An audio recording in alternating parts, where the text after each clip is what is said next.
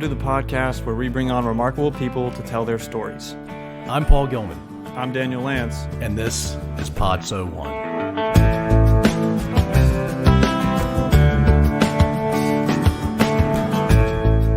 This week we've got Njeri Kershaw to tell us about her years of gymnastics as a kid and her unexpected pivot into college rowing.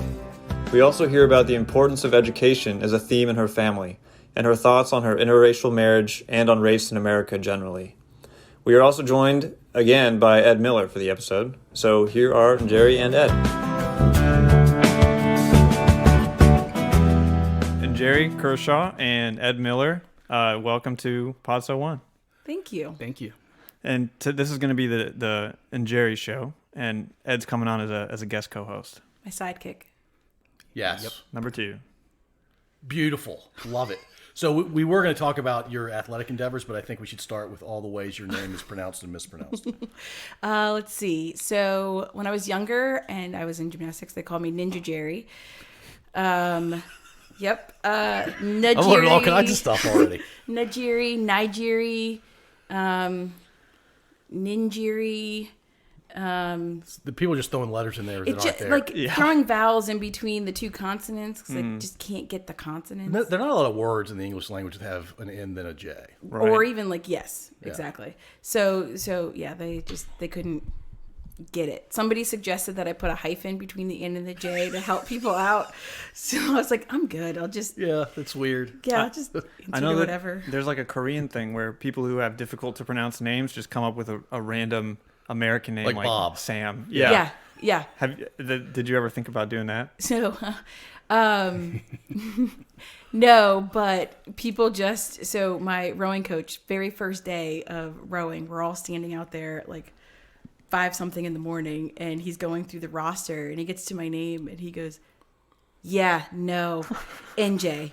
So now all of my teammates know me as NJ. All my coaches, anyone who's met me through rowing, knows me as NJ. It doesn't matter.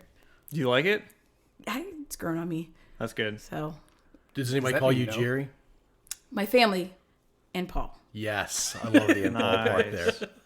I actually called her Jerry earlier today. She's like, what was that? I was like, that's weird. And Hold up. I feel like I'm being left out now. Oh, Ed called me I've never Jerry. called you Jerry. No, you haven't called me Jerry. Yeah. You can call me join Paul. I want to be a part of the family. Yeah, come on. Join Paul. Yeah. Yeah. Well, hang Well, on. I don't think she's giving me access. Yeah, I'm not family. It was the I'm just a family- random dude that says it. And says part- Jerry. Part of the family of Jerry. Right. Yeah. Right. Yeah. Okay. Yeah. Good company. Yeah. Yeah.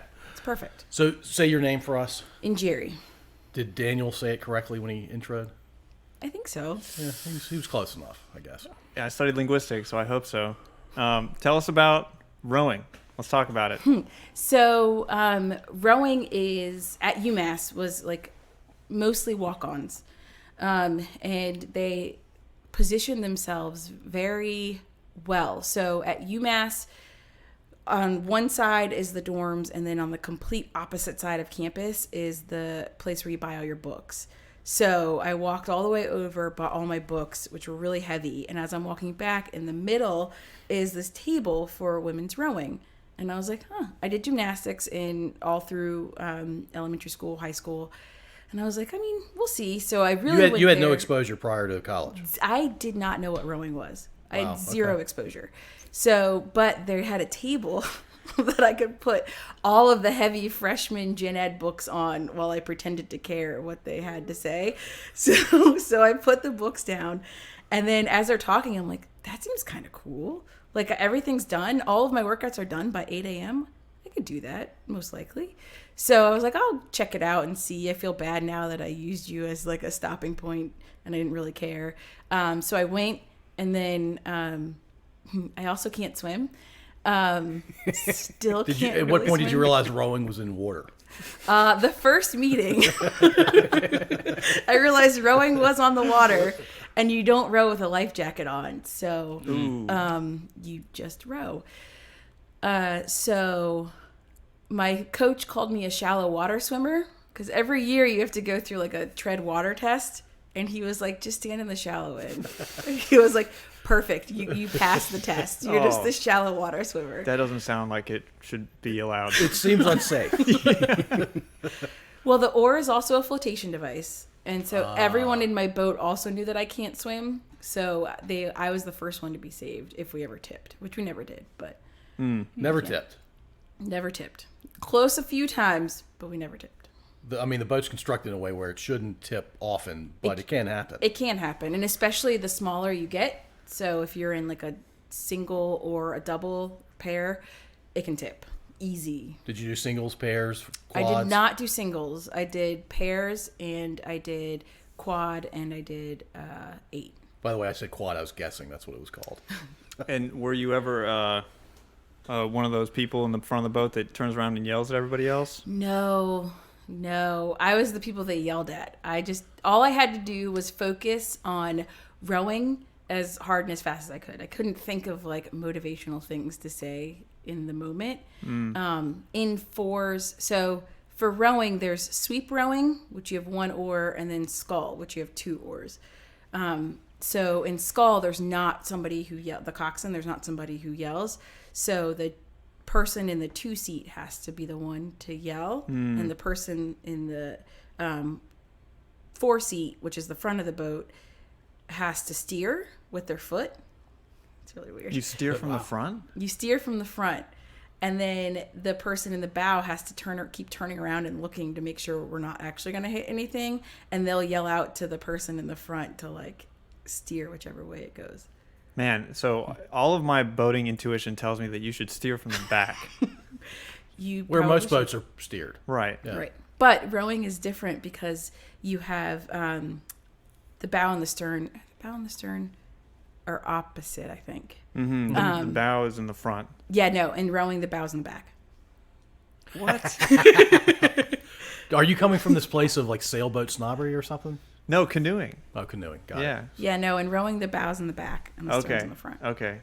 Cool. It sounds like you're just rowing backwards. You are, because you're facing. That's what it is. Yeah, you're facing forwards basically, but you're going like this The way. finish line is behind you. Finish line is behind you. Right. So yeah, so in like fours, you have to keep, especially in scull, you have to somebody keeps looking back. I was always in the 3 seat, so I had to do nothing but row. Nice. Why were you always in the 3 seat? Because I had to do nothing but row. Because you were probably the newest to the.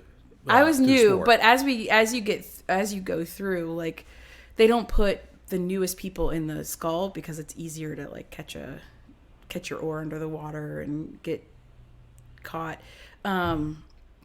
So as you move forward, like years going forward rowing, you get put into different boats. So I got put in the scull, but my coach put me in the 3 seat because I was the engine.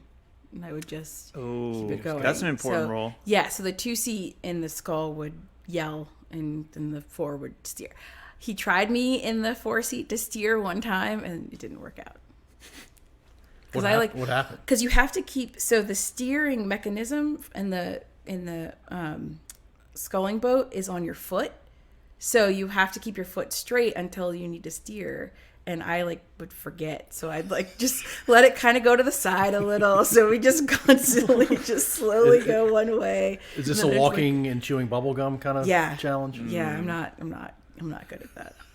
So we never did it. I just had to focus on rowing, and that was it. So you glad you joined the team? I'm actually really glad I joined the team. And you did it all 4 years. All 4 years. Wow. And the early morning workouts. Sounds brutal. Yeah. That would be a deal breaker. It would probably be a deal breaker for me, especially college me. What kept you going? My teammates. I had so much fun with them, and we were all kind of in it together, right? Like we started out as novice rowers, so none of us really knew what we were doing, and then as we moved through, year after year, we kind of you have this camaraderie, and for our school, we had never lost our conference championship. So we never wanted to be that year that lost it. So it's just you ride with your teammates, you do whatever with your teammates. And so I just never thought in my head, I don't want to do it anymore, because I was I'm letting 30 awesome women down. So I'm there was never a thought that I didn't want to do it anymore. So you guys were pretty good. We were pretty good. Yeah. Who was in your conference? We were in the, George Washington, Temple. So no slouches. I mean, No, Boston College. Yeah. Yeah. Nice. Which I do not like Boston College to this day. Well, let's talk about that. Why not? Why not? What do they ever do to you? Right. Probably nothing. No, they did. So we like dominated every year, and so they filed a protest saying that we cut them. We didn't cut them off. Was the protest that you guys were too good? I think so. Like overall, the protest was that we were too good. But they said that we cut them off. We didn't cut them off, so they filed a protest, and my coach had to appeal, like all this stuff. So ever since then, I just have no need for anyone from Boston College. And then it was reiterated in grad school because I was in the stands, super cold and rainy and wet when Matt Ryan threw those 2 touchdowns against Tech and beat us in like the in final. Blacksburg. Yeah, in Blacksburg, in like the final 6 minutes. So never. So your least favorite college in America is Boston College. Is Boston College. So you like them less than UVA? Ooh. Yes. Wow. Okay. Interesting. Yes. That's strong. Very strong. It's a strong dislike for Boston College. Outstanding. So you were also a gymnast, which you and I were talking earlier today. I'd forgotten you were a gymnast because it just sounds really hard and like, tell us kind of the things you were doing in gymnastics, because the balance beam and like, I don't even know the names of the things. My wife is a gymnast too from high school. I should know more about this. Yeah. So there's 4 apparatus. There's the vault, bars, beam, and floor.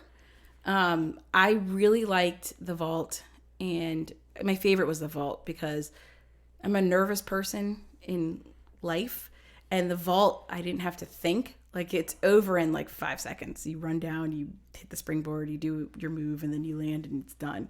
So I didn't have to like get all crazy in my head. So Like a whole routine that you had to keep track of. That I had to remember, and you practice enough that you remember. It's like muscle memory, but I really liked the vault. When you say you do it and you land, like I've flipped and landed in water, but there's no way I would ever try to flip and land on my feet. I would break a lot of things.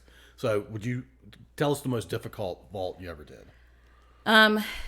So it was a hand. So you go on the vault, you jump on the springboard facing the vault, and then you go up on your hands. So you're doing like a handstand on the vault, and then you do a front flip off. So that was the most difficult. Is it a 1.5 flips because you're starting on your hands? Yeah, I guess so. Yep, 1.5. So you flip up and then you flip again and then you land And it's on a your blind feet. landing, yeah. Oh, And you're essentially doing 2 flips, right?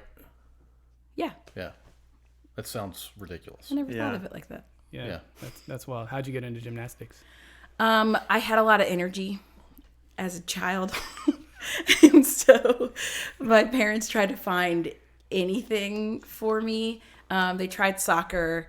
There's too much like downtime, even though like I would have loved to be a professional soccer player, but there was just too much time for me to wander off the field or Be a flower picker. do something. Meaning during games, you were allowed as a small child to pick flowers. Yeah, or practice. Like I just didn't really feel like it grabbed my attention. So then we tried softball. And I like softball, but there's also a lot of downtime in softball. It's a very slow game. It's a very slow game. So then they tried to put me in the infield in softball. And then I saw a girl break her nose.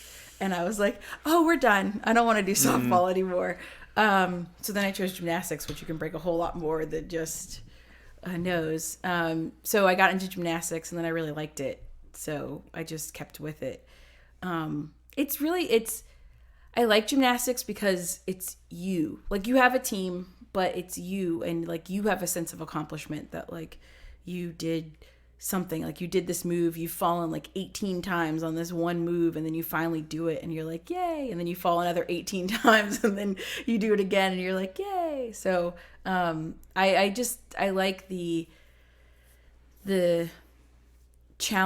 mental challenging aspect of gymnastics. it sounds like it's like a personal accountability thing, which is kind of a cool contrast to rowing being like this really intense team sport. Rowing is like ultimate team sport. Like if you don't pull hard on one stroke, like you can tell because the boat will shift one way or the other. You all have to be pulling equally as hard, which is also why the coxswain's there to steer. But like you can't give up on a stroke because you're next to boats and you're going fast and you've got to get through them, and it's just your power, right? Like it's nothing else. It's not a motor or anything behind you. It's just you and up to 7 people that you are pulling to get through on the finish line. So it sounds like they're just rewarding differently. yes, yeah. But it also taught me, I think like every person should really be in sports. It teaches you how to lose. It also teaches you like that the next person is as important as you are to like be successful. I love sports. No participation trophy sports. Like sports. Your kids, when they start playing sports, it's going to be participation trophy time. I know. I don't think they're going to get it though. I'll just say my kids live through that. I'll just say I'll take it for them, and then they'll just never get it. That's a hot take. No participation trophies.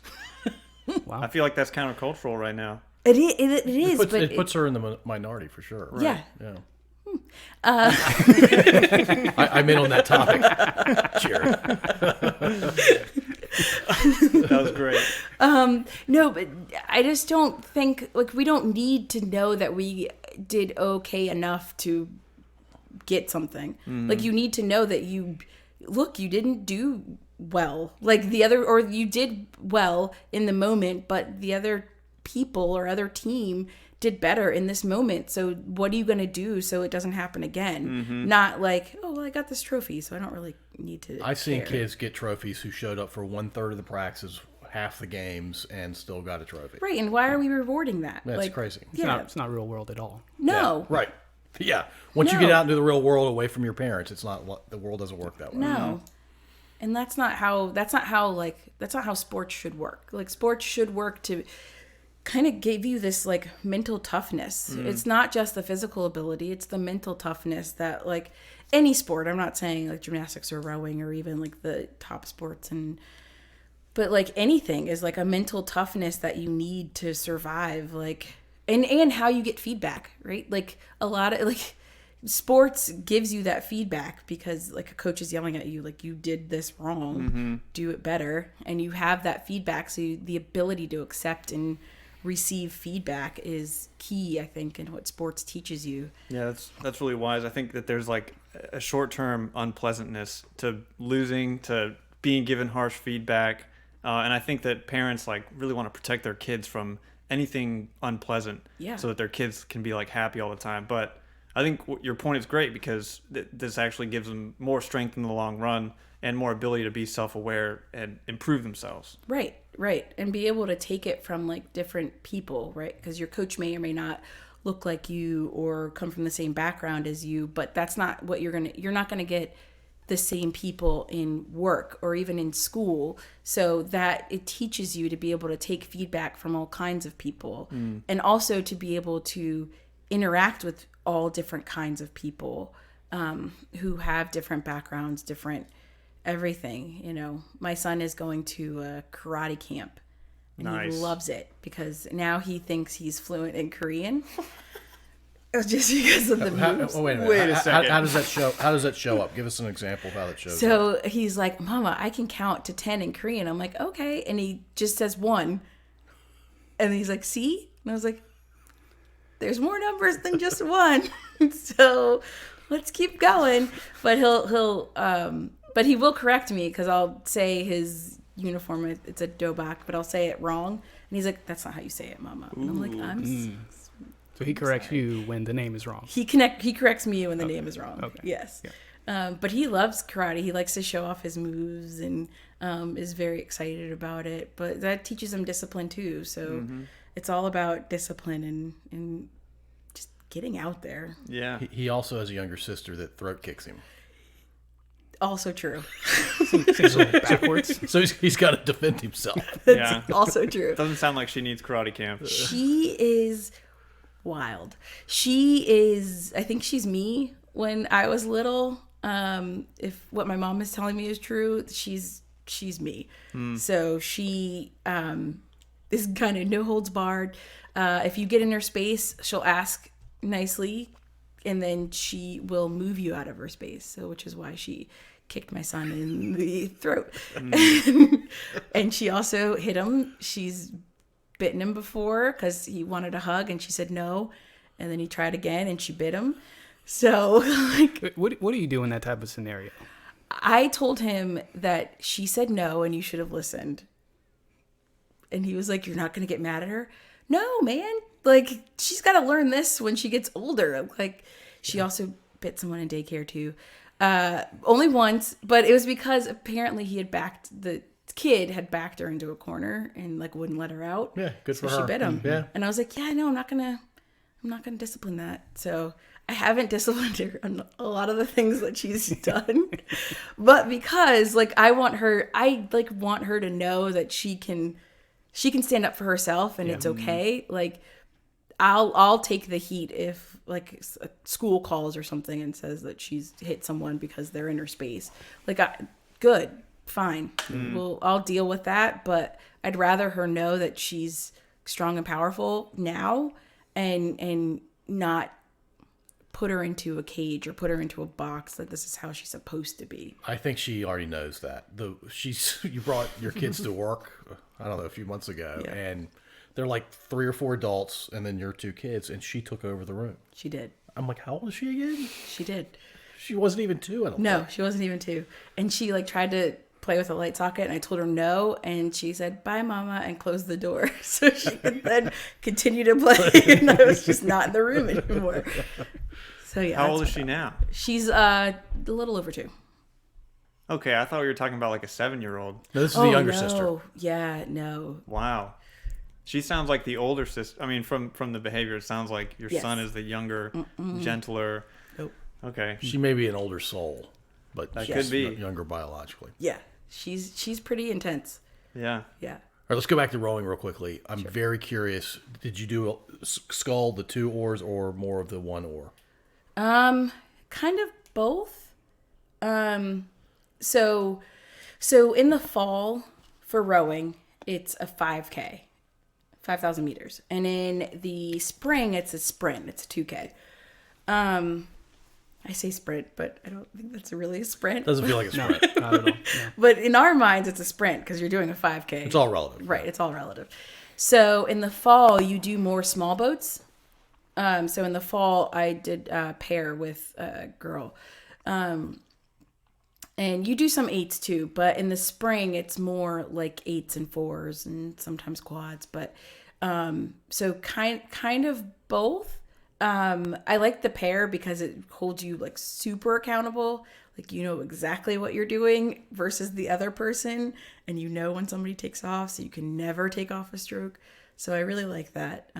I don't like fall rowing though. 5K, it was just like too much to be like, because it's not really, you're not like taking some time off in the middle of the 5K. Like it's still a full in, but the 2K is a lot more fun. And the boats are close to each other in the 2K. Got it. So one of the reasons I asked the question is when I was in college, one of the guys rowed in my dorm, and I noticed him one day wearing a T-shirt. I'm like, is your right arm significantly bigger than your left arm?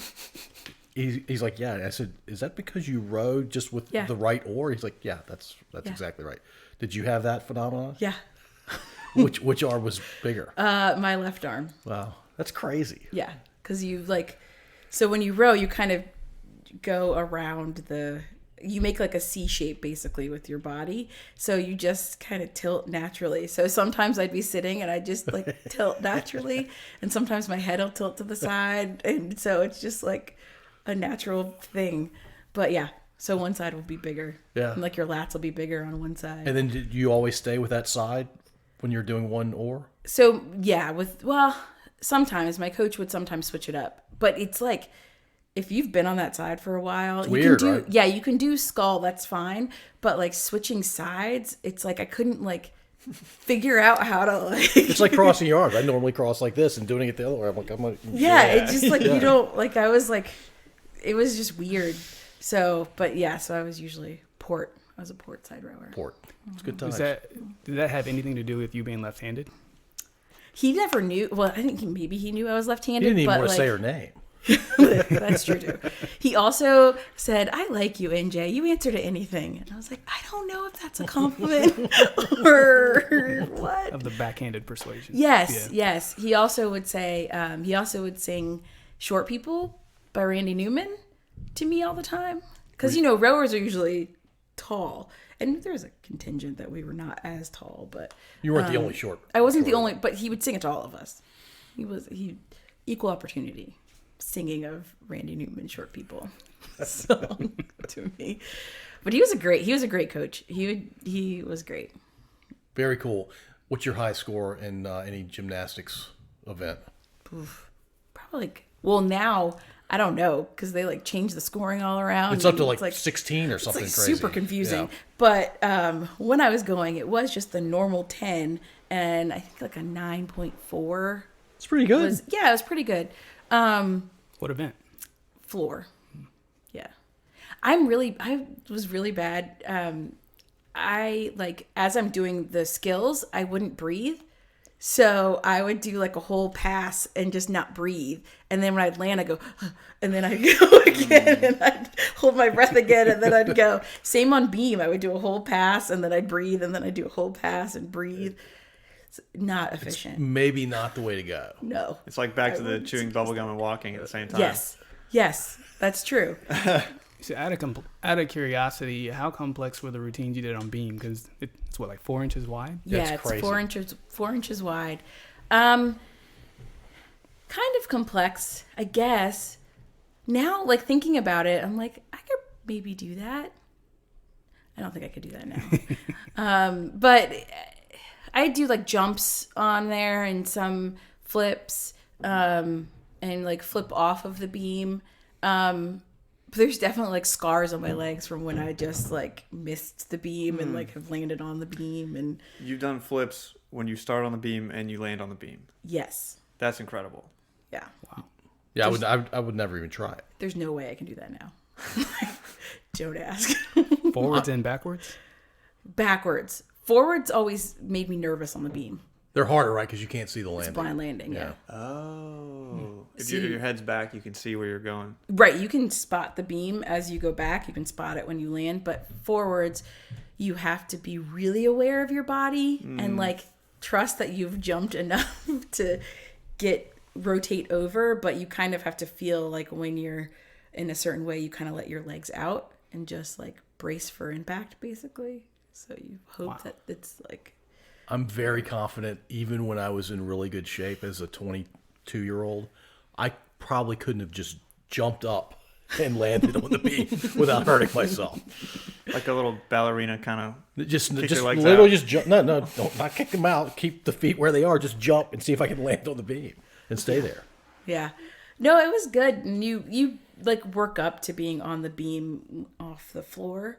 So, you have mats piled up underneath of it. So when you fall, you just fall an inch off the beam, and then you bring them down but invariably you You work your way up to the real thing. Yeah. And then you just know you're going to fall. Doing it in practice is I imagine completely different than having all these people looking at you and the judges and all that. Yes. Yeah. It's, that's probably why I didn't breathe.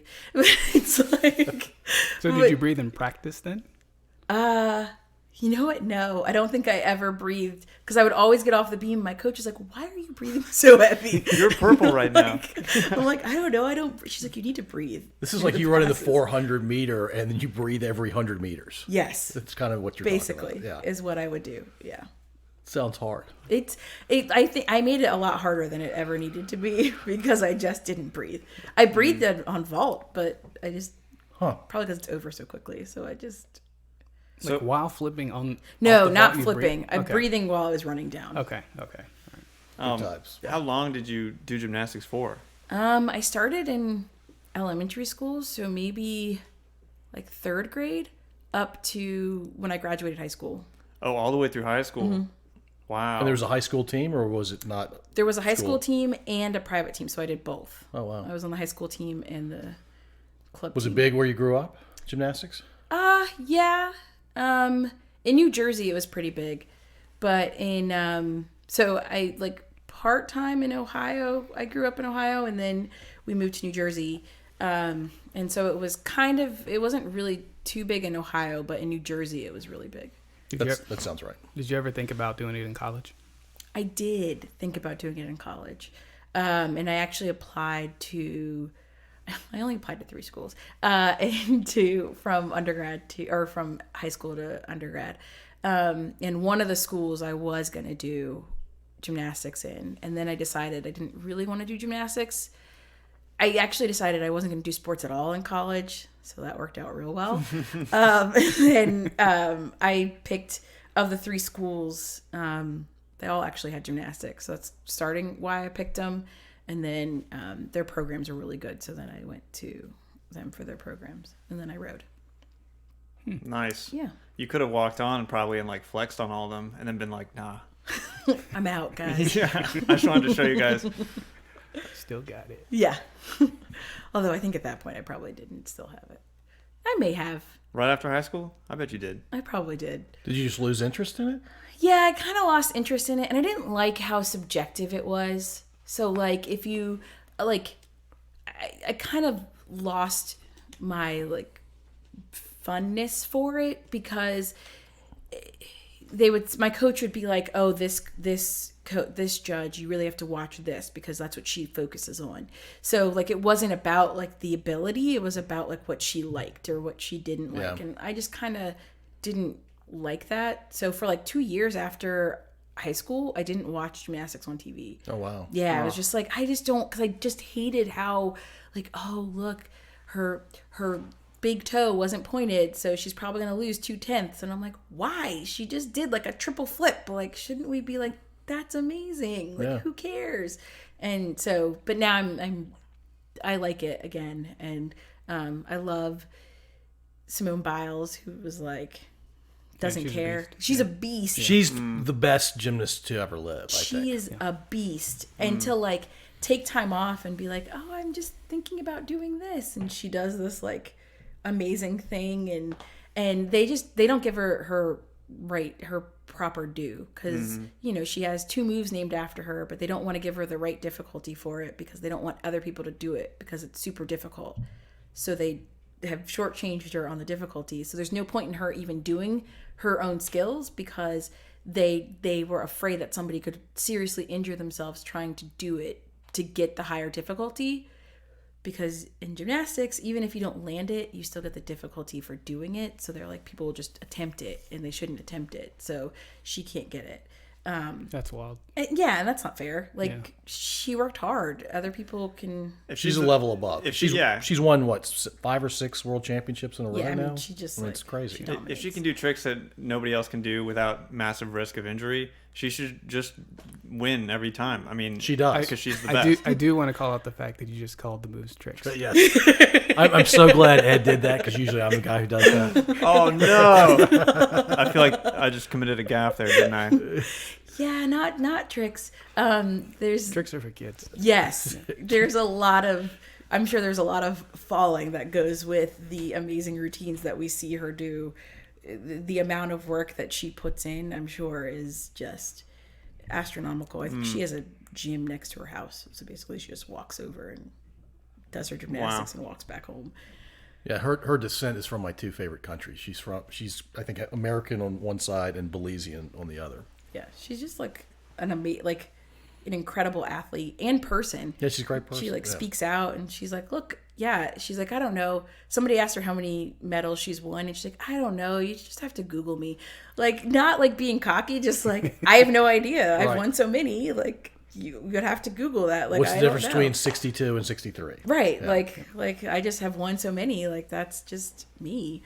And I think she's just awesome and speaks out about US gymnastics. Like, you know, they don't have a great track record for a long time, and she speaks out about that, which is great. And they I think they wished her a happy birthday, and she was like, do better with women. And instead of well, I mean, yeah, the Rightly U.S. so. gymnastics they've allowed some really bad things to go on for too long. yes. Yeah. Yeah, that recent documentary on Netflix, is it Patient 1? Yeah. Yeah, it kind of was. I've always kind of seen gymnastics as like this super happy and wholesome kind of thing that you watch in the Olympics, and that painted a much different and bleaker picture of what goes on behind the scenes. Not only the scandals, but also, you know, what young people are put through, their bodies are put through to become that good. Yeah, like wrap your ankle 16 times in tape so you can do this one move and get here and ruin your joints for life. And Yeah. Did you go through any of that? no, for me it's my back. So my back was it still hurts today when I like don't have good form on things. Like it'll hurt, and it hurt rowing sometimes. So yeah, you just kind of push through, which is like the one negative I would say about sports that teaches you to be like, it's okay, it doesn't hurt that bad, it's not broken. So Yeah, where do you draw the line, though? Yeah, right. If you didn't feel perfect, you wouldn't accomplish anything, I don't Right. think. So you've got to fight through some level of pain. Where's that line, though? Right. I think it's individual answer for each Yeah, person. it's an individual answer. But gymnastics did teach me that I needed glasses. I did a release move on the bar, and I missed the bar completely and landed. And my coach was like, why didn't you reach for the bar? Did you not see it? And I was like, no. He was like, you need glasses. He was like, you can't do this again. That sounds like it'd be scary to feel like you're about to reach for it and then whiff. I just didn't reach at all. Like I let go like I was supposed to, and just like I don't know. I just never. My coach was like, "What in the world?" Like, How did you land? on my feet, thankfully. Oh, wow. But yeah, I don't know. He was like, "Why did you let go?" I'm like, "I don't know. I was supposed to." So Is this the one where there are two different bars of different heights? Okay. yeah.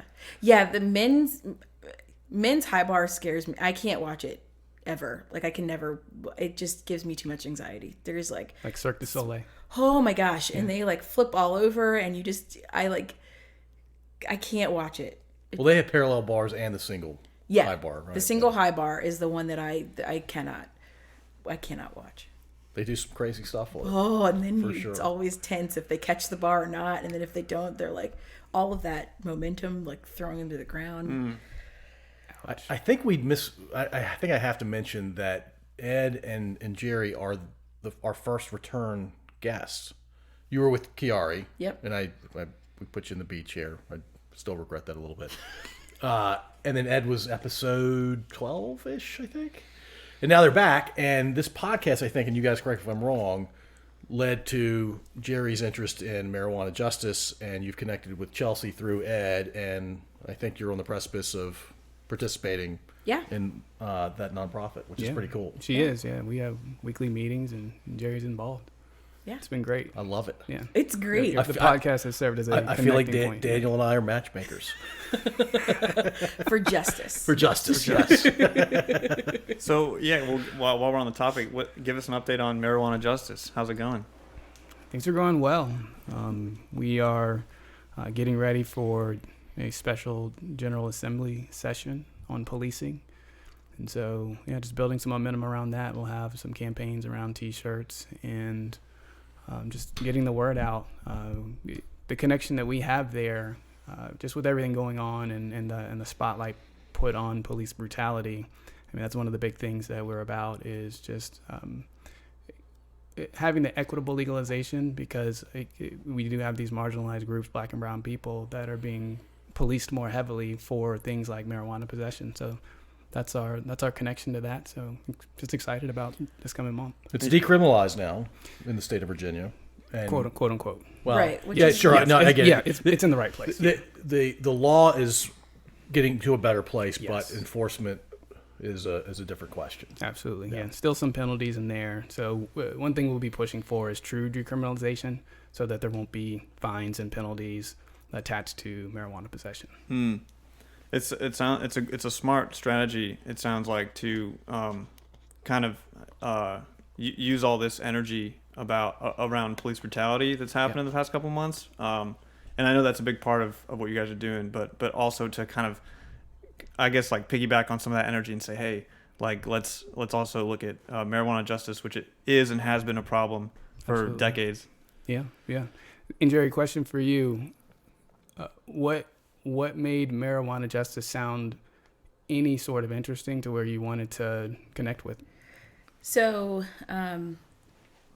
background schooling is I got my undergrad in sociology, master's in sociology, and just the disparities that So legalizing marijuana, great for the, state economy. But then when you like break it down, in California, there's all these rules and regulations and laws and like money to be spent to actually do, and there's only a certain number, certain amount, and it costs so much to actually do it. And there's all these regulations that they keep out the people who they also put behind bars for something they now say is okay.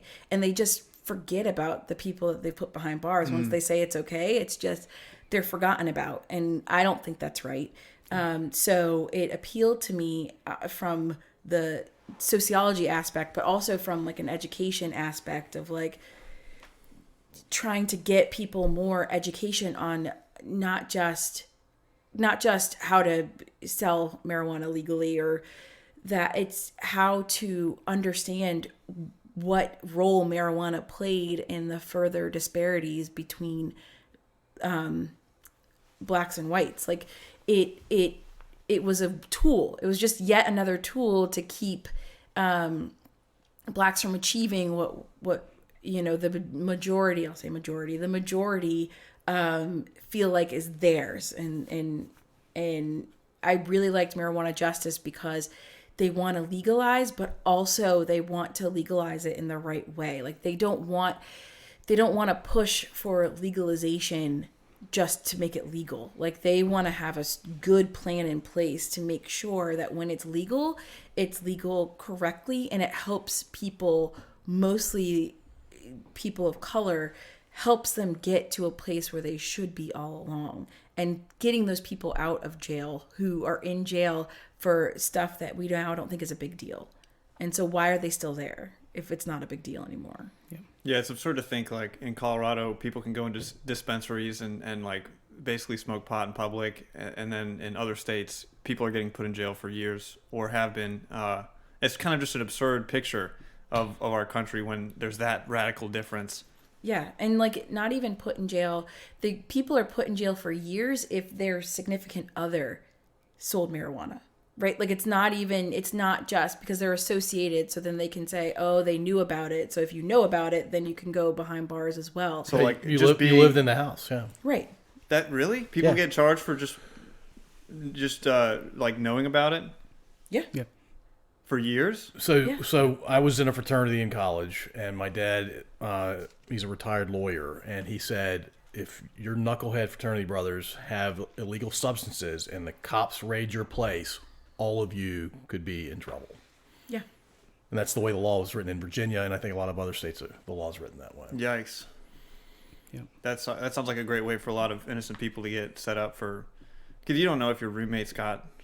I don't know. Sometimes you're not going to know all the time if your roommate's got drugs, and then you get screwed for it.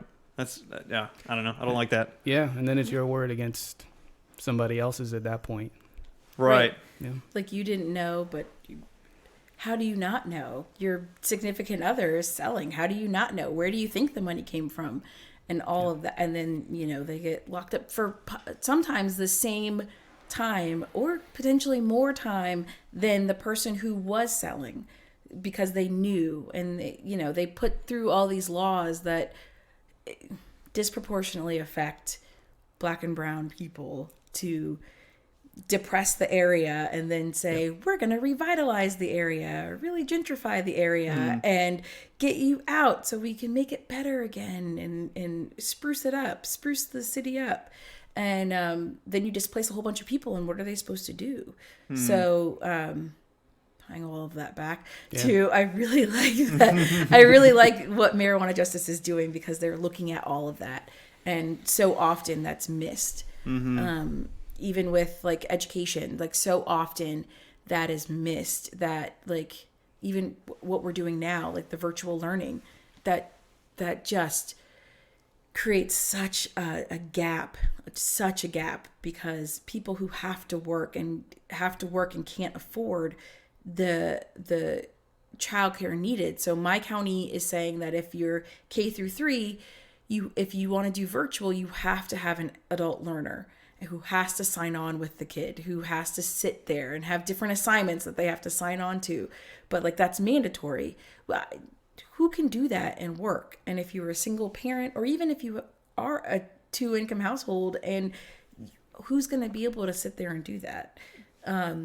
The people who can either have someone who can sit there with them or is able to hire someone in. And the children are going to suffer for this disparity. And that frustrates me. Yeah. So I think I do want to talk about education more, but I wanted to say one more thing about marijuana justice that I really liked when Ed and I talked about it. It's kind of what you said already, but the going back and kind of correcting the record is it's kind of like a tough job, and it's unpleasant, and people don't really want to do it. It's like they want to fix it, let's legalize it, and then say, all right, we're great. But then going back and sifting through and doing the diligence on who are all the people that have gotten screwed over by this legislation, and how can we expunge their records and fix it. I think that's like, that's God's work, and that's really important, and it's easily neglected. So I'm glad that that's very explicitly included in Marijuana Justice's mission. Definitely, yeah. Backwards looking in, forwards looking, to Njeri's point. So getting those records expunged, but also as we're setting up legislation and having entry into the selling world or the distribution world. Right now, it's just set up for larger corporations to profit off of it. And so it's like, no, we got to do better when we set up our laws around that, so that we can have equitable entry into that as well. Yeah, it seems very reasonable. By the way, I wasn't rudely looking at my phone. I was trying to figure out exactly what episode number Ed's was, so people can go check it out. It is, in fact, episode 12. Look at that. Appreciate it. Right on. Okay, so let's talk about education. Your parents are both first-generation success stories in that sense. Tell us about your parents. Yeah, so my mom and dad, my mom is from Brooklyn, my dad was from Manhattan. Yes, they always fought about the boroughs, which one was the better borough. My dad said Manhattan because you have to go through Manhattan to get to any of the other boroughs in New York City, so that clearly makes it the best, because you can't get to a borough without going through Manhattan, which is what he said. What was your mom's argument? That Brooklyn's better. She really didn't have an argument. I mean, back in the day, she didn't have an argument. And you can't really argue that, right? Like, he's like, if Manhattan shut down, how would we get to Brooklyn? You're like, just stay in Brooklyn. Yeah. So which one is better? Oh man, now because they're going to listen to this, right? Yes. Okay. Well, now I'm going to say Brooklyn. Right. But so they met at SUNY Cortland, so they were both able to go to SUNY Cortland. What does SUNY stand for our 42 listeners? State University of New York. Right. And so it's in Cortland. And at that time it was free. It might still be free if you live, but it was free. Like all you had to do was get in, but it was free to residents. Way to go, New York. Yeah. Yeah. Yeah. So they went to SUNY Cortland. My mom was the only girl. She had 2 brothers, one older, one younger. And her dad, my grandfather, didn't want her to go to school. He wanted her to stay and be like a secretary for unions. So my grandmother, her mom, was like, take the car, go, and don't come back until Thanksgiving. Just go to college. She was like, defy your father's wishes and go to college. Go. Yeah. And so she went and didn't come back until Thanksgiving. Wow. When he maybe forgave her. But she met my dad there. So they got their degrees. Then she went to Oberlin, I believe, and he went to the Ohio State University. You mean Ohio State University? I feel like I would be doing a disservice if I did not emphasize the Ohio State University. I'm not sure which school I dislike more, Ohio State or Boston College or Michigan. Oh, Michigan! My sister went to Michigan. There it is. Go blue. Yep. My sister went to Michigan. So he got his master's there, and then he went to Washington State and got his doctorate from Washington State. And his advisor actually, when he got there, said, why do you want a PhD? You're from New York City, the city. He was like, no one else has gotten as far as you have. Just go back and you'll be the king. You don't need to work this hard to get a PhD. He He's like, okay. Why would anybody tell him that? Because he was a black male in the 70s? Maybe the only black male in Washington State back in the 70s. Potentially. Yeah.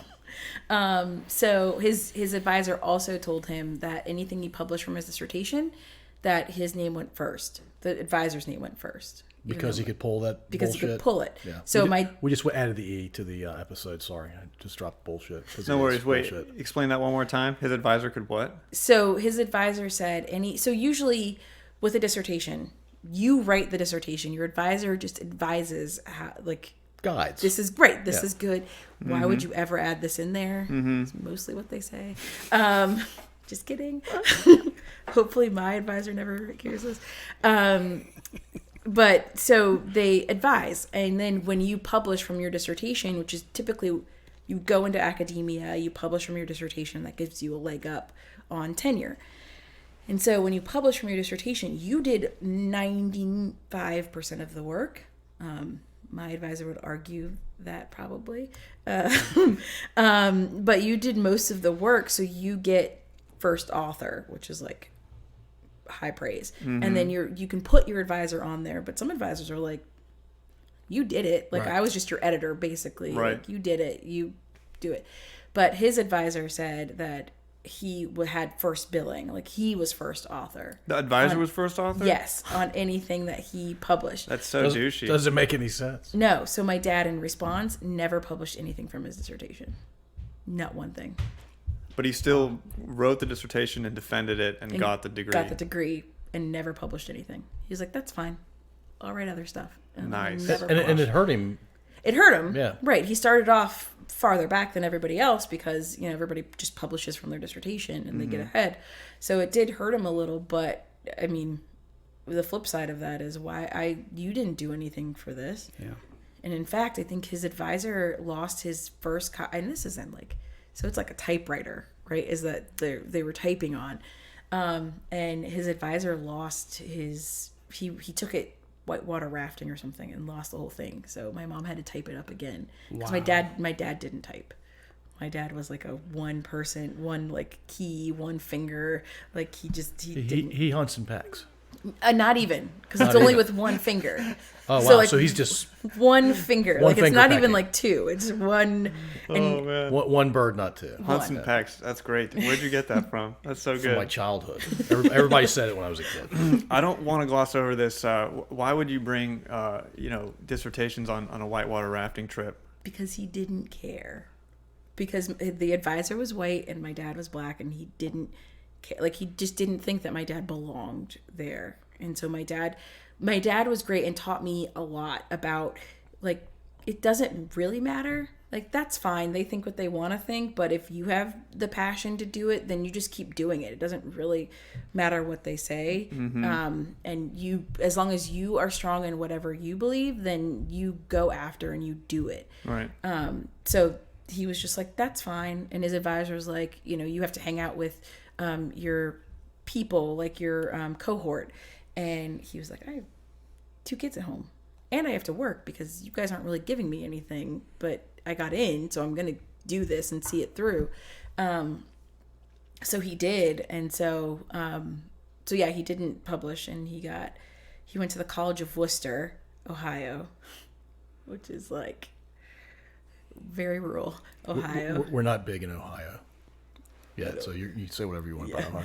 Ohio is just, it's very rural, and they knew they had to get out. In elementary school, I wrote a paper about, I don't know what it was about. Anyway, I had put in there that there could be like same-sex couples and heterosexual couples, and the teacher was like, oh, you can't put that because a family is a man, a wife, and kids. So I couldn't even put like that people don't have kids in there. So my mom was like, we're gonna go. We're gonna go somewhere else. Ohio was an interesting experience for me. That was the first time I learned about the KKK in Ohio. We stayed until I was in 6th grade, I think. So like in elementary school, somebody said, don't go downtown today.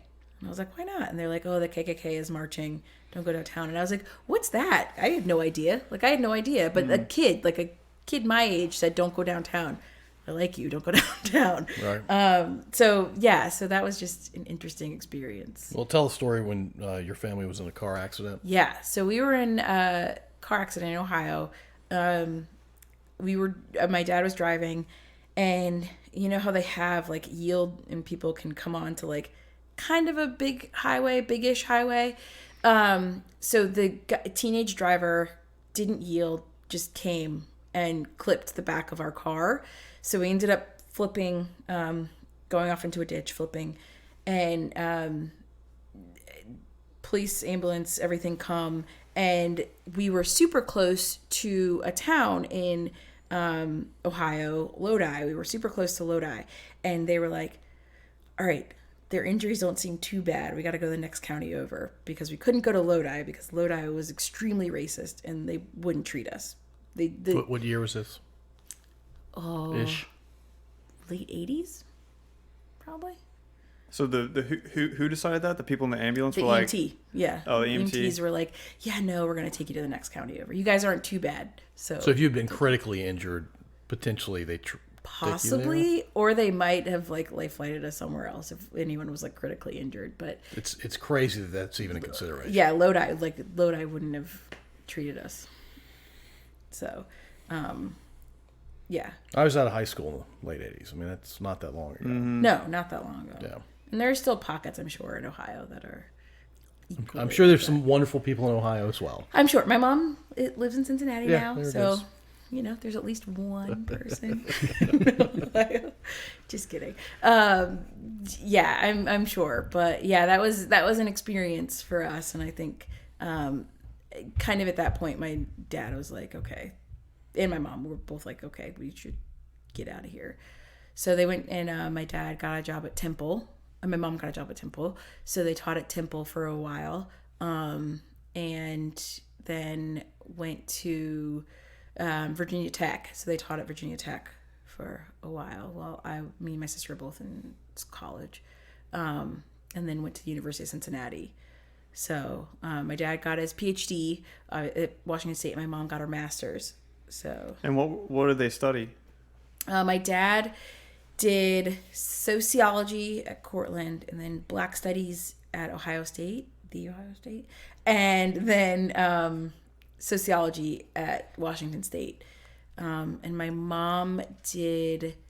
Oh, she's gonna be mad because I don't know. She's gonna listen to this too. I think so. I think. Ooh, counseling. Oh wow! You talk to your mom every day, right? I do almost every day. You talk to her so much that maybe you've forgotten some of the more important facts. Thank you Yeah. for that. You filled your brain up with so much love. Nice. I would be interested if you know what your dad's dissertation was about. I think it was about tracking, like school tracking. So when you get to school, they basically put you in these columns, and if you misbehave, then you're in this, and if you are a good kid, you go into this section, and it's hard for you to get out of those sections. So if you don't learn the exact way they want you to learn, then you're put into this other category, and then you can never get out of that other category. So you're set off at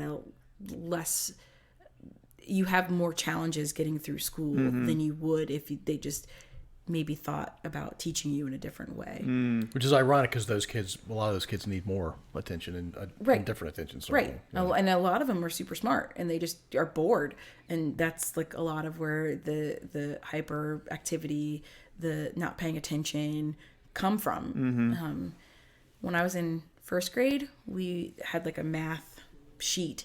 And so I did all the easy ones first because that helped me with the harder ones. So I did the easy ones first, and the teacher got mad and threw it away because I didn't go in order the way she wanted me to go. That's OCD. It's like that's crazy. all It's like crazy. But the funny thing is this was in Ohio, and it's a black family, and they call my dad in to say like I need to repeat first grade, I think, because I wasn't getting what the teacher was teaching. And so my dad came in, and my dad was very soft spoken. He was very soft spoken. He didn't really lose his temper. He was chill. And the principal was like, well, this study shows this, like trying to throw out studies to my dad. And so my dad would come back with like 3 different studies about how that study is disproven. So after like the second time, the principal was like, so, what do you want to do? You think she can go? Yeah, that's fine. She can go. Because he was in a hard place, right? Because the teacher was there too. And the teacher's saying like, I'm not good. I need to stay back. And the principal is also like, I can't tell this guy anything because he has all of these studies and all of this everything. Mm-hmm. And as my mom tells it, she was just wanting to fight the teacher. So she's like, so I wasn't really helpful, but like, but they always had to fight. So that also taught me, because I also fight for Malik, because he's my son, because he's the same. He is super smart, but he can't focus energy right now. He's 5, so of course he can't. But like, I feel like I have to make sure that he is not in the same boat as I was, which is weird. Yeah, so it's almost like you were tracked sorts early on. Oh yeah. How much do you, looking back, how much do you believe like being a black woman or being a black person affected that? Oh, a lot. A lot. So I was do you guys have a PACE program here? Like Gifted and Talented? Gifted and Talented, okay. Yeah. So in Ohio, it's called PACE program. So, so I was in the PACE program, and then my 5th grade teacher, she just disliked everyone in the PACE program. She just didn't like people. Like, I don't know why some people are teachers. Yeah. I was going to say, don't understand. Because she didn't like me at all. So anytime I gave her anything, she's like, this is wrong. Like, I correctly spelled Wednesday, which is a super hard word to spell, especially in 5th grade. And she said it was wrong because I didn't capitalize the W. Yeah. So I never went to PACE again after her. And, she was just an awful person. And I still deal with like the stuff that she did today. Like, wow. Still I I struggle with confidence. I struggle with knowing that I'm right on something. Like, I second guess. Probably some of my anxiety comes from her, like, because she just, every day it was a constant like, why are you even in this program? You shouldn't be in this program. You should do this. You should do that. Oh, that's not good. This is bad. Like, nothing was ever positive about it. And yeah, I think I still struggle with that today, which is why I'm like so crazy about my kids in school. Like, no. Like, I got to make sure the teacher is not mean to them at all. You got to make sure the teacher don't have any like neuroses from being neglected as children themselves. Right. That's what this woman sounds like. I mean, it sounds like, mental abuse or emotional abuse, basically. Yeah, she was bad. Were you the only black kid in the program? Oh, yeah. Yeah. I know that life. I think I was the only black person in Worcester, Ohio. That's not true, because there was a college there. But wow, there's 2 or 3 others. Yeah. I mean, it was an eye-opening experience in Worcester. The agricultural college or department for Ohio State was there. OARDC is in the research and development part of was in Worcester. So we used to gobble at the turkeys. That's so when you gobble at turkeys, do they all start gobbling? Like, yes, they gobble back. They get triggered? Oh, yeah. I love that. Oh, it was amazing. You could stand on the other side of the fence and gobble at the turkeys. And they're all like, oh, a friend. Yeah. I would never do that. Oh, come on, it's because you went to UVA, Paul. Exactly. Yeah. I wouldn't do that either. You guys don't know what you're missing. Oh. Next time you see a field of turkeys, you should gobble. I just got the tech reference. Yeah, there you go. Good work, you guys. Oh, Yeah. dang. Ed's the one who went there. Though. Yeah. I was thinking of that and implying it for sure. I didn't get the tech reference. So have you spent most of your life being the one of only a handful of black people in a white world? Yeah. I mean, I chose gymnastics and rowing, which... As a white person, I would say fairly white endeavors, yeah. Yeah. In we UMass. don't have the best track record with boats either. No. Yeah. No, we don't. No, we don't. Yeah, at UMass. So I went to UMass Amherst for rowing. Well, not for rowing, but I went there and rowed. So there is yes, I have. So, which is unfortunate because sometimes if I am in a group of majority people of color, I do get a little uncomfortable. Like, do I belong? I don't belong. Should I belong? That's awful. Am I here? I'm kind of curious what your experience was like being a token of sorts like that, just in a predominantly white classrooms and educational environments and probably in your town as well. Yeah. And then how that affected your psyche, your upbringing, your identity as a black person. Is that that's kind of deep? Too deep? No, you're good, man. No. That's Okay. great. All right. I think we're going to go deeper. I think so. Yeah. So rowing was unique because, yes, it's Massachusetts, and Massachusetts has its own set of challenges, I'll say. That's how I'll word it. There's racism everywhere. Yes. Yeah. Massachusetts just does a great job at trying to cloak it in progressiveness. Yeah. It's not as obvious. It's the North. Yeah. Yeah. Okay. Yeah. We're super progressive. Look at us. That actually may be worse in some ways, but yeah. Yes, I would agree. But on my team, they never made me feel like I wasn't a part of them, which I think made my college experience different because they were so welcoming. And even like now with everything going on, they're very open. So I think that actually helped my college experience. I remember I was in a class one time and this other black woman was talking about her experiences and all of this stuff that had happened to her on campus and different things. And she's like, but you've experienced that too, right? And I'm like, I haven't. I was like, I don't really go there. I have practice. So I don't actually go to like this place or that place. Like I don't know. I don't go like, so for undergrad, especially I want to say I was kind of sheltered from like that environment. In grad school, I mean, you're kind of hanging out with like-minded people. So, but I think after that, like I feel like it was like delayed. So like after that is when I really started experiencing like, oh, okay. Like, oh, I'm walking around a store and somebody's following me, or like I'm in a boutique place and I pick up something and a sales rep appears next to me to say, I'll hold that at the counter for you. And I'm like, okay. But my friend looked and then picked up something, who my friend doesn't look like me, and didn't get anything, so then we decided to leave. Nobody's ever asked me right to take something to take right for the counter. Yeah. And with my kids, they have I've been asked a few times, more times than I should have been. Should never be asked whose child is this, or whose kid is this, or who's the mom. The child hanging on my leg is my child. Like I pick up the context clues, but because my kids don't look like me, they assume that they're not mine. So I've gotten that a lot more. And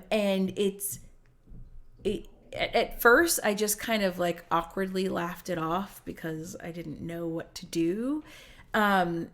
More recently, I have at least said something, maybe not challenged, but I've at least said something.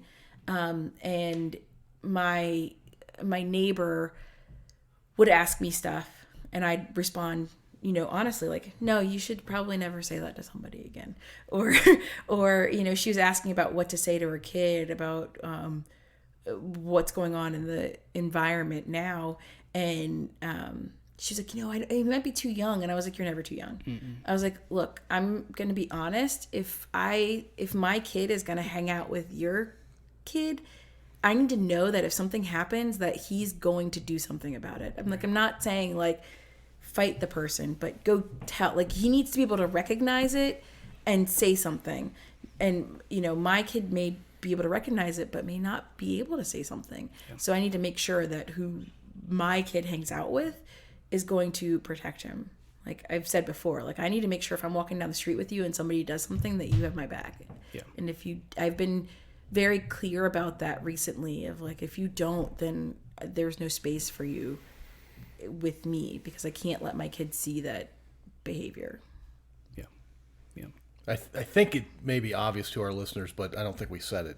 Your husband is white. Yes. And I think it's fairly clear that you're black, and they probably will see a picture of you on the episode. So you're in an interracial marriage, and, Yep. and that has to introduce lots of uniqueness to your life because of that. So tell us about that. Lots of uniqueness, but also because my husband is from like Southwest Virginia, like 40 minutes from the North Carolina border. Yeah, Richmond may or may not be progressive feeling compared to that part of the state. Yes, Yeah. like he is from like country. What county? Grayson County, next to Galax. Yeah. It is like country. The first time he took me home to meet his parents, because we met at Tech, so he's like an hour and a half south of Tech, which I thought nothing was south of Tech. Like I thought nothing existed south of. Aren't you in Carolina, an hour and a half south? No. But almost. Almost. Really You're close. like 40 minutes from the border. Yeah, Like, yeah. It's like real close to the border. So the first time he took me to meet his parents, I was like, I'm dying. Like I may not make it back. He's taken me out here to kill me. Like that horror movie, yeah. It was like windy roads, and I get car sick. We actually had to stop on the way because I had to throw up because I got car sick on the windy roads and everything. Wow. Like it was bad. So met his parents on the way back up to Tech. We're going around a curve, and we see this huge, like you see smoke billowing, and you see kind of like a fire. And as we drive by, this guy is in no shirt, cut off denim shorts, has a beer in his hand, and is just staring at fire. So he's like throwing something, I don't know.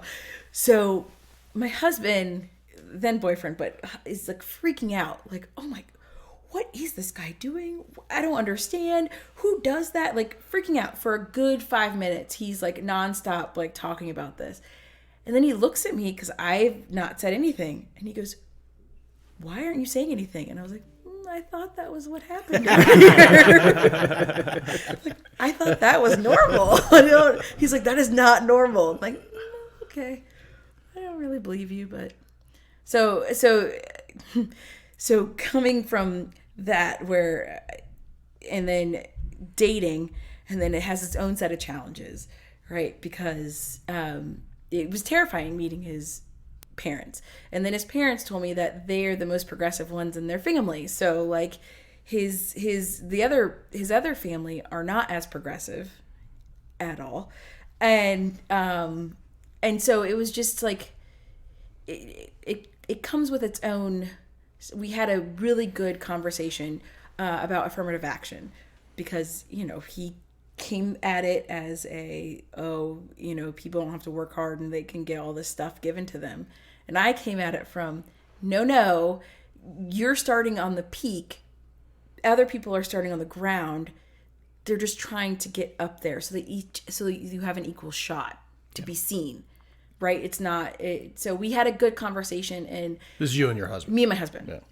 And it's like, it's good for us to, we have a lot of conversations about, especially because we have a son. Like he may not have my complexion, but he still looks like me, right? So it's good to have these conversations, and it can get a little intense, and sometimes we have to walk away and then come back again. You and your husband should start a podcast. He would have to wait a few years, I think. Yeah. Well, I didn't say when. It doesn't have to be in 2020. Yeah, but it's really cool, and the really remarkable thing is that I think you guys you create a healthy space where he can come forward and say like an honest thought, like, hey, I think affirmative action is just helping people that are lazy, and then you're like, no, but you're not taking the thought that he has and saying like, get out, like we're done. It's Right. more of like, hey, let's work this out. Let's talk. It's taken a while to get there. I react, not react, but I answer quickly. And he jokes that it's because I'm from the north, but I answer quickly. Like if somebody, I can respond quickly. He takes his time, and for a while, I thought he was like ignoring me. So we would get into huge fights about him ignoring me. And he's like, I just need a minute. Can you just give me a minute to think about the response? We're slower thinkers here in the South. Oh, I'm sorry. so after that, and we were able to like talk about because before that conversation, if we tried to talk about that, it wouldn't have gone well. And there are some times where I'm like, oof, don't say that outside this house. Right. So, But he can say it inside your house because it's a house full of love Yes. for each other and for your children. Yeah. And so those conversations are super powerful. So Yeah. whenever he can talk about things, right. I'm serious. 2026, you guys should start a podcast. Sounds good. Yeah. Yeah. Yeah, he's come a long way, and my family really likes him, which is good. And my extended family does too, so they'll talk to him about stuff as well. And when my dad was alive, they talked about stuff a lot, and were able to. He was able to ask him some questions, and my dad was able to ask him some like, is my daughter walking down the street? Are you Sure. going to protect my daughter? Right. But also, are you going to let her go if she's got it? Are you going to let her get it? Like, are you going to let her be free and answer and fight back if she needs to, but be there for her? And he's really good at that. He's really good at kind of subtly asking, like, you good? And if I say yes, then he's fine. If I'm not, then he'll jump in when go he to needs bat. to. Mm-hmm. Have you ever taken Ben to Chicago? Yeah. Tell us about So the one trip I think you know I'm asking about. did I tell you this about how I did? Okay, so we were driving. Is this the one? Maybe not. Okay, you might have to remind me. But we were driving, and my sister lived in. At the time, my sister lived in this apartment, which was partially where the old Cabrini Green projects were. So they knocked them down and built up new apartments. And my sister's oldest was 2, maybe. So we're driving, and there's a very certain way you get back to my sister's place. There are other ways you can go, but there's a very specific way you get back to my sister's place. And he didn't take that way.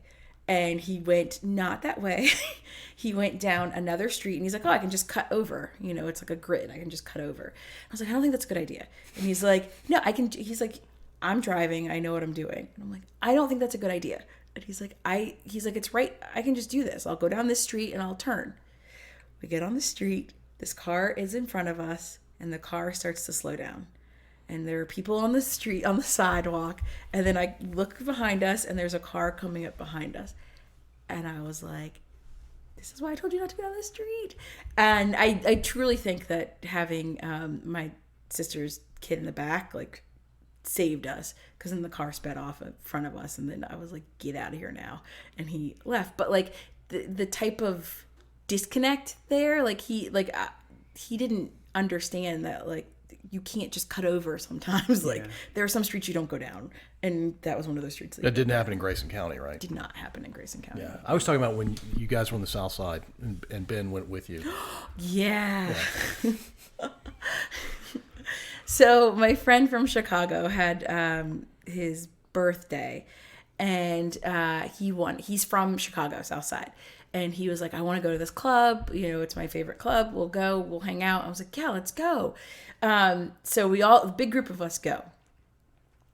Of the entire club, I think there were 2 white people in the club. And that was Ben and this other girl in our group. No other white person in that club. And so we're going, and it's the end of the night. I am walking in front of Ben. I didn't hear it at the time, which also Ben, I think, made sure I didn't hear it at the time, but somebody said something pretty nasty to Ben, and Ben just kept walking like he didn't pretending like he didn't hear. I think that just was kept his walking. only move. Only move.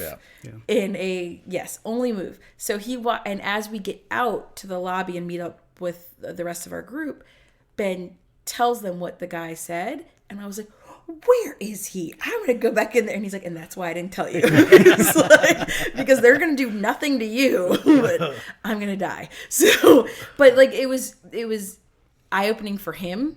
Like I think that might have, between that and like any outings with my family, he's never been in the minority. Like he doesn't understand, like he understands and he is aware of it, but he doesn't he didn't get that feeling, right? But in that club, when that guy said something, he got that feeling of, I can say nothing here because something's going to happen. And so we talk about that sometimes, like, that's how some people feel every day. Yeah. Yeah, that's right. Because it's situational for Ben when he's in that situation. And when he leaves that situation, he's still white. Right, right. But like for me, to your point, for me, every day at work, I'm like, ugh, let me make sure this is okay. Yeah. Let me make sure it's not too harsh. You know, I can't say too much to people. You know, I have to be very aware. I tend to make people cry. So I have to be like, because the stereotype is that like if I'm upset with you, then I'm an angry black woman and you cry to get out of it, basically. So yeah, I have to temper everything I say all the time, and for that like one moment, he understood that.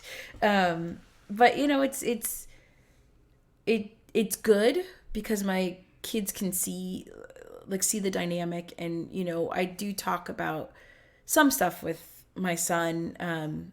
He learned about Martin Luther King Jr. in school, so we talked about legacy, which also helped with what's going on now, because I could bring it back and like, this is still going on, like we're still talking about this. You know, my son was like, well, that's not fair, they shouldn't not like him because of this. But on the flip side, you know, a kid at school said to him that like brown people with brown skin are troublemakers, like they get in trouble and they're trying to take things away. And like, that kid's 5. He clearly heard that from his parents. Right. Yeah. But like me, like mama me, like flying to a rage, but like trying to talk to my kid to like get more out of him, I have to be like super nice and oh, let's see, oh, what did they say, or you know, what were you talking about at the time, and you're boiling inside. Oh Yeah. man, At the end of it, you're like, okay, mama's gonna go choke somebody. Or throat kick. yeah, okay. I mean, my daughter had to learn it from somewhere. Yeah, so I did talk to the teacher, and she's like, we did not say that here, we didn't. I'm like, I need you to know what some of the kids are getting out of it, and I need you to know that I know, and that this was said to my son, and I need you to do something. It's a tough conversation, especially with 5-year-olds. It's tough. Right. It's a tough conversation. Yeah. How do you guys feel about the inflection point that was the, you know, pre and post George Floyd? Like in the months since then, have you felt any different around how things are going? It's funny you should say this. Yeah, it's funny you should say this because I had a little flare up last night. That it's great, like it's good. We are making some steps, but we're not getting to the heart of the problem, and that is what irritates me. So, like education, for example, like we're not looking at education. Like all of these schools knew in March that we're probably not going back in the fall. They had a ton of time, even over the summer, a ton of time to do something really thoughtful. Like if they're going to do virtual, then offer something, offer like one-on-one or partner with, like there's so many things that they could have done or give opportunities to partner with organizations that maybe can help do one-on-one teaching, and they didn't. Because they don't care, and that is what frustrates me. They're not. The system doesn't motivate them. The system is not motivated, Yeah. and that's what frustrates me, is that we can talk all of this about racial equality, but we're not getting to the heart of the problem, which are the disparities within institutions and the disparities within income and the disparities within living conditions. And that is the part that frustrates me, and that we are doing only surface level stuff. Yeah. And we're reacting as a society that we're not thinking ahead. And I need this is great for what it was in the moment, but now we need to take that next step. And the next step is, all right, let's see what other places there are disparities. And let's look at education. Let's look at jobs. Let's look at transportation. Let's look at healthcare. Like, there are so many other places that now we need to focus that energy on, that I think it's getting lost in the shuffle. Yep. Wholeheartedly agree. Yeah, I look at police brutality. That's the tip of the iceberg. That's the lightning rod. That's what we're rallying around right now. But that is just, it's symptomatic of a larger issue, a larger systemic issue. And I'm with Njeri in that it's great that we are addressing it. It's great that we are talking about it. But there's all these other pieces of the puzzle, and the heart of the issue is not really getting addressed. Let's say we make do some reform within policing. Great, cool. What about everything else? And it can get so easily lost, particularly, I think, because if there are gaps in education, it won't directly lead to a loss of life. And a loss of life is what has triggered a lot of the activity that's happening right now. But you are going to have wage gaps. You are going to have all sorts of other gaps in just one group of people treated one way, another group of people treated another way. Oh, well, maybe we can curb some of the death. Yeah, in that moment. Right. But those educational gaps and those housing gaps, they will lead to death. Maybe not today. Not as obvious, yeah. Yeah. But eventually they will. Right. I mean, when we talk about mass shooters, right? If the mass shooter is white, oh, look at the mental illness. Oh, look at the family background to explain away why they did it. And then even George Floyd, right? He had a criminal history. So if he didn't have a criminal history, none of this would have happened. No, it just would have happened on a different day. Yep. Or a different person, right?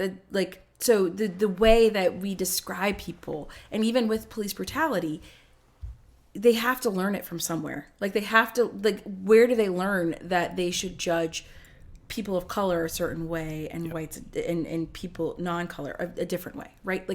They have to learn it from somewhere, and it's just so ingrained. And even in everybody, right? Everybody has some type of prejudgment, has something, and to not acknowledge that and then own it and then work towards getting rid of it, it's never going to do anything.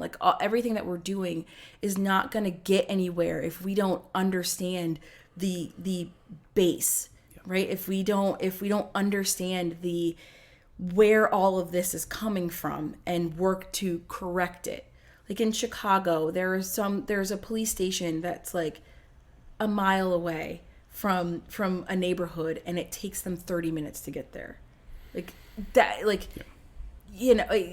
shouldn't happen. Yeah. But it does. And the worst part about it is that's expected. And that's the part that frustrates me. Yep. That a lot of times it's well, that's expected. Yeah, me not being surprised by that is the problem. Right. The Chicago thing. Right. Yeah. Right. And so it's good to get the conversation started. And I think George Floyd and the protests got more people who were against it but silent to speak, and that is good. But now we need to go to the next level. Now you're speaking, now let's act. So, and I'm not saying go out on the street and protest every night, but I am saying act. Figure out who your politicians are that are making all of these policies, and do you agree with them? No, then you have a voice. Work on getting your voice heard by others who can get that person out and someone in who will further along the message that you want. But there's so many different ways to act, right? My hairdresser, each week she donates a percentage of her proceeds to different local black organizations. And little things like that you can do. Write to your school board, and I think our county is the only county that doesn't elect their school board. Like, they're appointed by the board of supervisors. I'm embarrassed to say I have no idea. I know that we appoint. We don't elect our school board. The board of supervisors appoints. So, like, even that, like, why are we appointing people? They should be elected because they're speaking on behalf of people. Anybody that's speaking on behalf of people need to be elected. I think the board of supervisors is elected. Board of supervisors are elected. The school board is appointed. Appointed by the board of supervisors. Right. Yeah, I mean, I think that there's no way to transition. We got to ask the question we always ask, but we don't want to leave that. So go ahead. Okay, yeah. I guess the last thing, there's been a lot of, I felt a lot of pressure coming from like the media and from social media to be like, get loud, talk, speak up, speak up, speak up. But I'm just like not the most outspoken or confrontational guy, especially with my opinions, because I don't want to like hurt anything. But all that is to say is, if you have if you're silent but you have an opinion and you're a non-confrontational person, there's so much that you can do without wearing a big sign on your chest or wearing a shirt. You can vote, and nobody has the right to know who you vote for. You can donate. You can donate without telling anybody. Like, there's You can volunteer. Yeah, being political does not mean throwing yourself into the public eye for the whole country to look at and be Right. like that. It's more of a, being political and being private are very much they can coexist. Yeah. Look, the movement needs people who are loud and get noticed, but the movement also needs people who are silently working in the background to get change and affect change. And by silent, I mean not getting out there, not just staying silent, but like voting, making sure that your neighbors get out and vote, making sure that if people need rides, you get, well, now in COVID time, maybe not rides, but but making sure that that people are able to get out and vote, making sure that you really pay attention to the candidates, not just red or blue. You need to pay attention to what they have and what they are supportive of, and think about it that way. But you're absolutely right. Like, there are many different legs to a movement, and all of them are important. Yeah. So we're talking about surface level things, and we're not really getting to the heart or the core.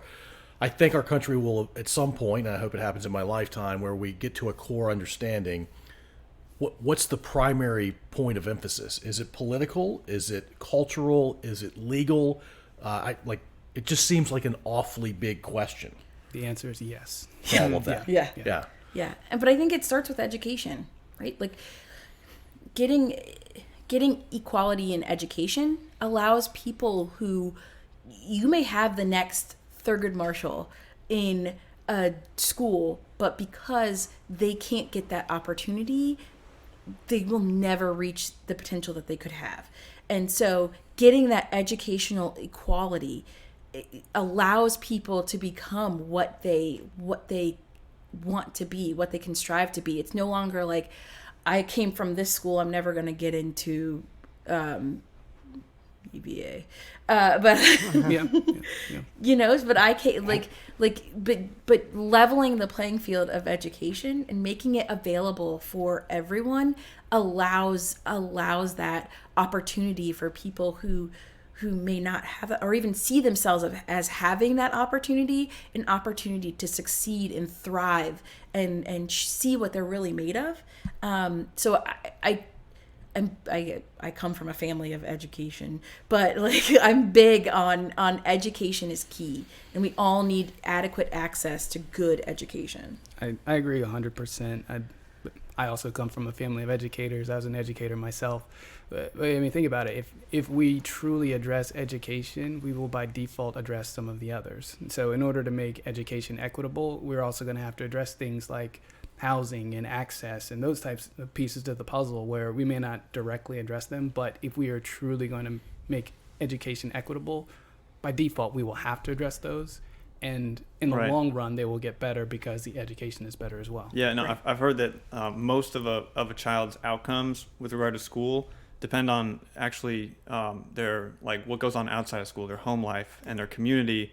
I think a lot of pressure is put on teachers and a lot of blame is put on them when kids don't turn out well. But it's also the community and the home life from which they come. And I think that this is one of the reasons that I love Andrew Yang. I don't know if you guys have heard of him, but he advocates this UBI, Universal Basic Income, basically tax technology, which automates itself, and then give everyone $1,000 a month so that basically people can, a kid that's going to school doesn't have to worry about where his dinner is coming from, or whether his family's going to have to move because they can't pay rent, like really basic stuff. Like you're saying, get the nutrition and get the home stability in line before you work on the education.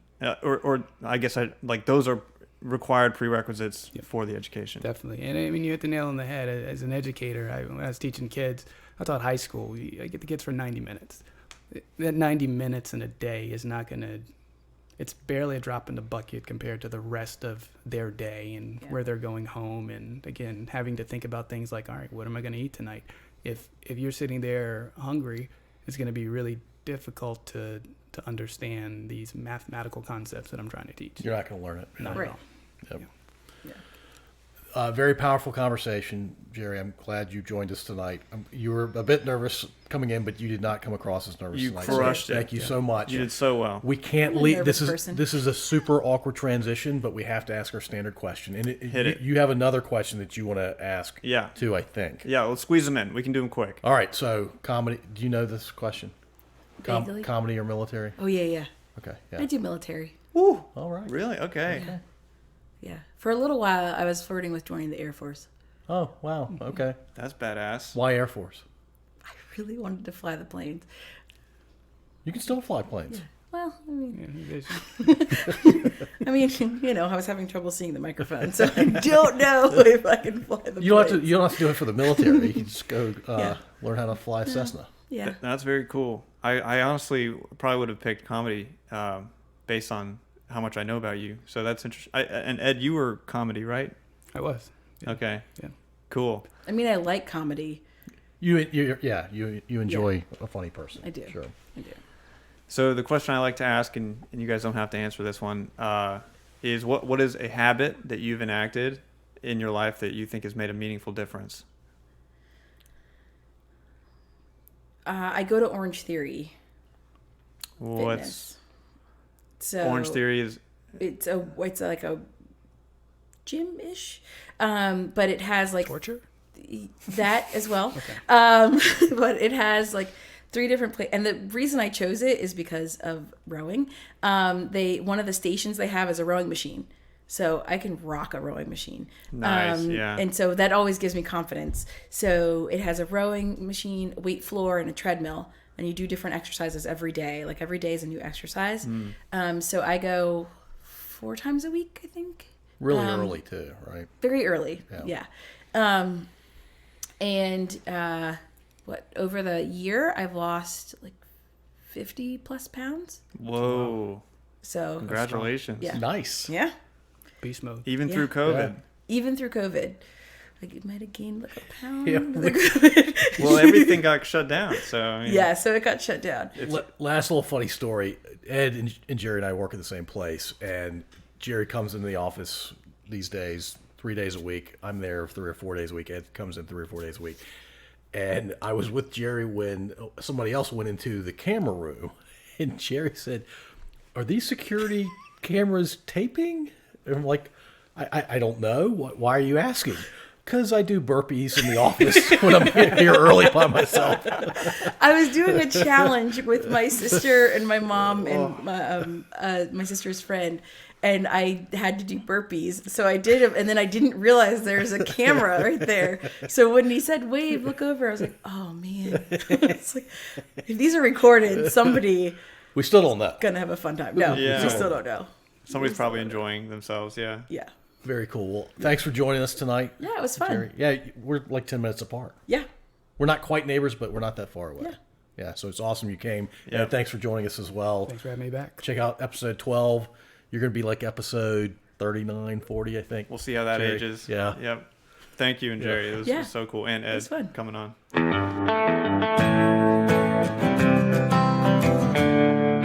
If If you enjoyed this episode, feel free to subscribe through whichever app you're using. To share your thoughts, head over to our website at podso1.io, and there you can comment on episodes or send us feedback directly. Thanks for listening.